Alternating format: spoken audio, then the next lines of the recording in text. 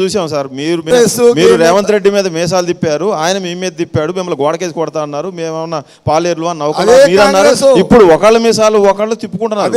అది కూడా స్పెషాలిటీ.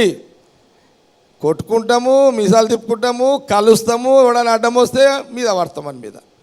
దాంట్లో ఏం అనుమానం లేదు, ఏం అనుమానం లేదు. ఖచ్చితంగా ముఖ్యమంత్రి రేవంత్ రెడ్డి గారిని కాపాడుకోవాల్సిన బాధ్యత కాంగ్రెస్ పార్టీ ప్రతి కార్యకర్త, అందులో నేను కార్పొరేషన్ టాపిక్ వచ్చింది కాబట్టి జగ్గారెడ్డి గారి వైఫ్ బీసీగా పెట్టడం జరిగింది. అట్లాగే అంటే ఆమె ఎట్లా బీసీ అవుతుంది? శోభారాణి గారు బీసీగా, ఆమె కాస్ట్ రెడ్డి అయినప్పటికీ కూడా బీసీగా ఆమెను కార్పొరేషన్లో పెట్టడం జరిగింది.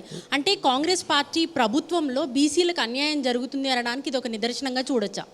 అంటే నేనేమంటున్నానంటే, ఇప్పుడు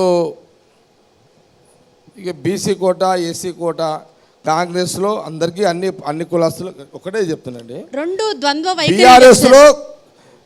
బీఆర్ఎస్లో కేసీఆర్ని, ఇప్పుడు కేసీఆర్ ముఖ్యమంత్రికి ఉండే, ఇప్పుడు బీసీ ముఖ్యమంత్రిని ఎందుకు చేయలేవు అని ఆయన అడుగుతారా?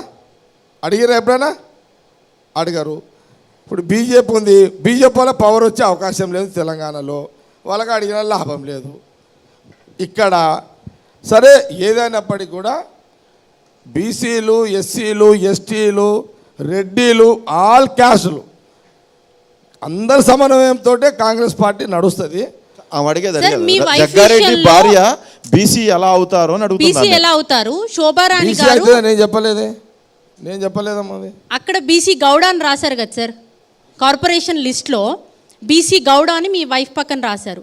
శోభారాణి గారి దగ్గరకు వచ్చేసరికి ఆమె రెడ్డి కానీ బీసీ అని రాశారు కదా. మీ వైఫ్ కి ఒక న్యాయము, ఆమెకు ఒక న్యాయము. అంటే ఎటు తిరిగినా కూడా రెడ్డి అనే ప్లేస్ జనరల్ గా రికార్డ్ పరంగా వచ్చినప్పుడు ఆమె గౌడ్స్ కాబట్టి గౌడ్ అని రాశారు. బీసీ కోటా రాశారు సార్ ఇద్దరికి. ఎవరు రాశారు? ఆమె శోభారాణి గారు రెడ్డి, ఆమెకు బీసీ కోటాలో ఇచ్చారు. మీ వైఫ్ అలా చూసుకుంటే హస్బెండ్ ఇది రావాలి అంటే రెడ్డి అవుతుంది. గౌడ్కి వచ్చింది బీసీ, ఇక్కడ రెడ్డికి వచ్చింది.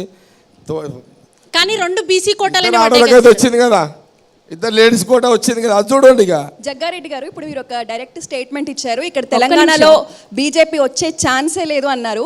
బట్ ఇప్పుడు నెక్స్ట్ టైం ప్రధాని కనుక మోడీ గారు అయితే ఖచ్చితంగా నెక్స్ట్ తెలంగాణలో బీజేపీ గవర్నమెంటే వస్తుందన్న టాక్ అయితే నడుస్తుంది కదా, మీరు స్టేట్మెంట్ అలా ఎలా ఇస్తున్నారు? డైరెక్ట్ చాయిస్ బీజేపీ తెలంగాణలో గవర్నమెంట్ రాదు. అదే ఎందుకు రాదు? ఎందుకంటే వాళ్ళకి పునాదులు లేవు, పిల్లలు లేవు. బట్ కాంగ్రెస్ నుంచి ఖచ్చితంగా కొంతమందిని తీసుకుంటారు, ఫామ్ చేస్తారు అన్న టాక్స్ అయితే గట్టిగా ప్రచారంలో ఉన్నాయి కదా, దానికి ఏం చెప్తారు? అమ్మా, బీజేపీలో పోయి అంత పిచ్చోలమ్మా, ఈడంతా ఏముంటుంది అని పోతారాడా? కాంగ్రెస్లో హ్యాపీగా ఆడుకుంటారు ఈడ రాజకీయంగా. ఈడ ఉన్న స్వేచ్ఛ కాంగ్రెస్లో, ఈడ ఉన్నంత